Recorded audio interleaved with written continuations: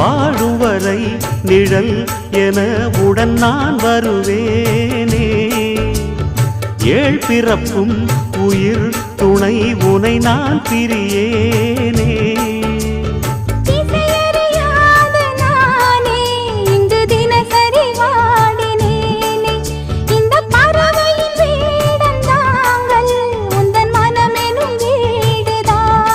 நீண்ட காலம் நேர்ந்த சோகம் நீங்கி போக நானும் தீண்ட யோகம் விளங்கிட. பூமிக்கொரு பாரம் என்று எண்ணி இருந்தேன், பூமுடிக்க யாரும் இன்றி கண்ணி இருந்தேன். சொந்தமின்றி பந்தமின்றி நானும் இருந்தேன், பொட்டு ஒன்று தொட்டு வைத்து பூவை அடைந்தேன். நன்றி சொல்லவே உனக்கு என் மன